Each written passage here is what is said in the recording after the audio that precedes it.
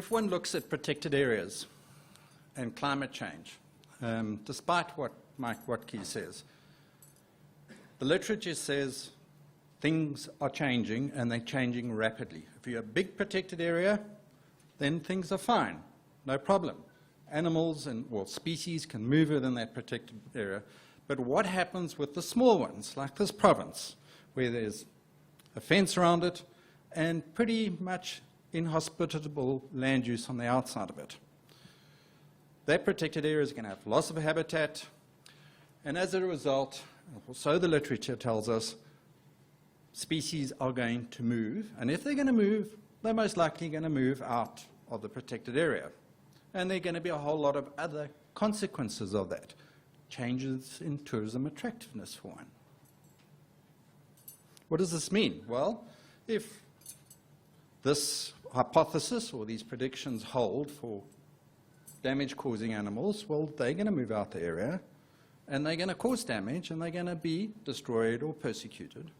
And as a result of that, there's going to be increased conflict with our neighbors, and as a result of that, less political support for protected areas. And of course, the cash-strapped conservation agency, increased compensation for damage caused. A real concern. So what can we do with these small protected areas? Well, you can do nothing, or you can establish corridors. Two things, which I'm not going to talk about today. What I'm going to focus on is established or new protected areas and what happens at that boundary. If the predictions on climate change are true and species, particularly mammalian species, are going to move out, what happens there? And essentially what I did is ask the questions, reading through the literature, is how practical are these scientists' solutions that they're giving us in the published literature? And is it really that is so simple that, this species is displaced, you pick it up and you move it somewhere else, all is well, you've done well.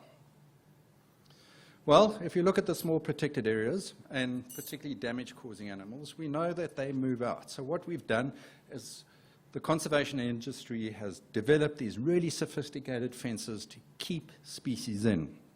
And we're relying on this infrastructure to help contain these species that are impacted on or being displaced by climate change.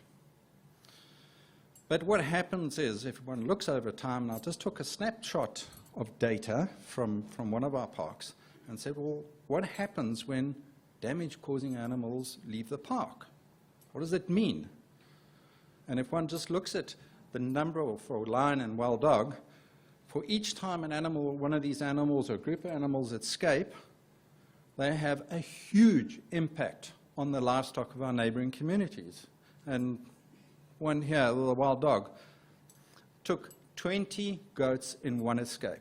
Now, if I was a community member, a family living there, or a group of families, losing 20 goats would be absolutely devastating. It'll be far worse than you guys losing your cars or your houses. This is a life and death situation. So no matter what happens, if the predictions of climate change manifest at the boundary of protected areas, these communities are going to take a huge brunt, and they do take a huge brunt.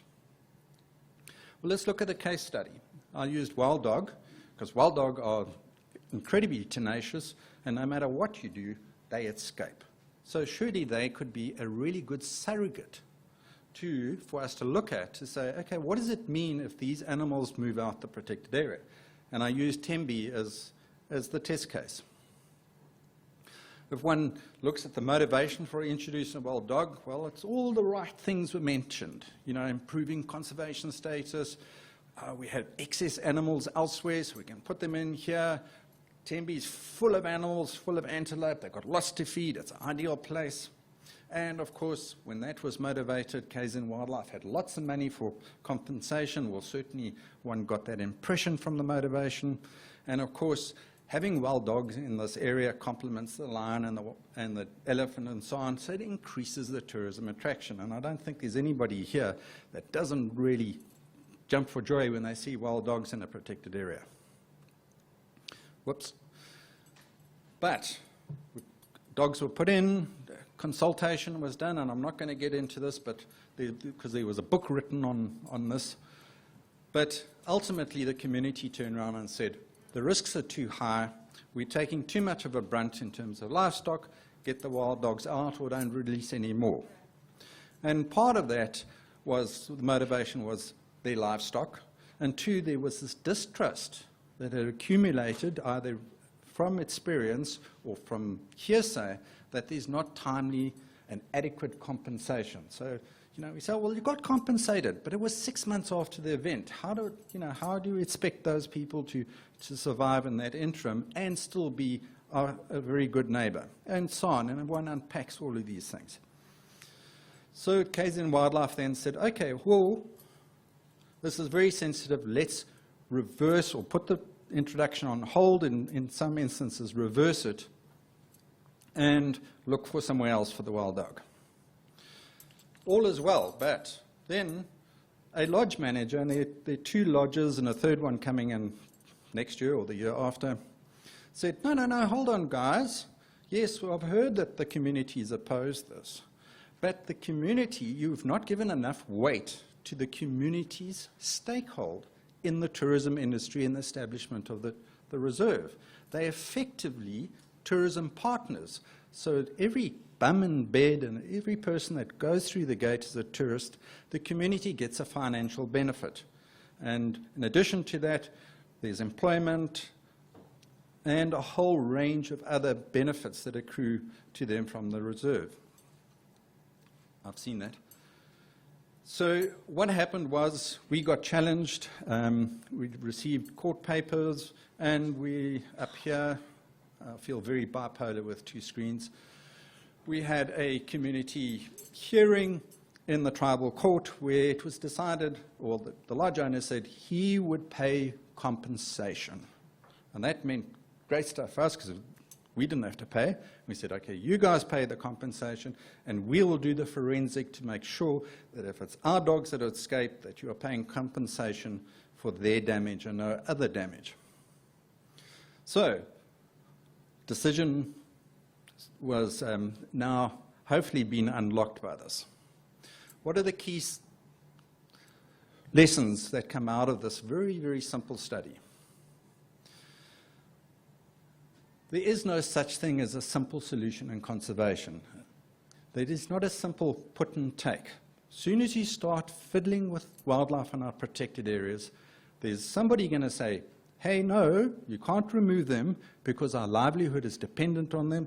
You've raised our expectations, and a whole lot of others. And then if you move them to a new or existing protected area, those receiving communities will turn around and say, hey, hold on, you cannot make that decision in isolation of ourselves. So we've got vested interests in the movement of wildlife in the landscape, and we've seen that with the wild dog issue. Protected areas and conservation decisions need to start building into, if the hypothesis stands that climate change is going to manifest in these small protected areas, that means there is going to be challenges on our boundary. How do we deal with that? Is it about reducing species numbers? Is it about opening areas up? What is it? The management plan should be geared up, as well as the managers, to be able to take climate change decisions that are long-lasting, which means there's got to be some sort of dynamics in the policies and the guiding principles of protected areas, because you can't allow a long-term decision be taken by a board and then it filters down, which takes many years to then take effect on the ground. As I said earlier, as soon as you have damage-causing animals and they break out, the communities take the full brunt of it. I go to bed and I sleep well at night because that community, they got their compensation. I feel all right, but do they feel the same as I do? No, because they've taken the full brunt of the damage. Then things have changed. Our protected areas are not just state-owned and state-driven, and it's a command and control relationship. Many of our protected areas have been restituted through the land claim process, or the communities have got got economic interests in terms of lodges. They sell curios and so on inside our protected areas. And as a result, the protected area is effectively a driver of rural economy. So whatever we do in that protected area has a knock-on effect in the economics of the surrounding areas. The next thing is, if what came out of the wild dog is, as soon as the communities get they can visualize a benefit of those animals being there, despite the problems, they become more tolerant of it. So if there's not a separation between the benefits and the impacts, I see there's 1 minute, and it's nice that 1 minute's going to be long-lasting.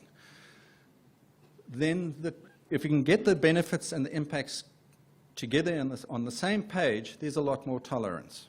And finally, the decision to introduce, retain, relocate wildlife, especially damage-causing animals, is, as I've mentioned earlier, a very, very complex relationship between participating communities, the tourism industry, and the conservation agency. And for any more information, I've reduced this talk into 2 papers. That's where they're hopefully going to be published. Thank you very much.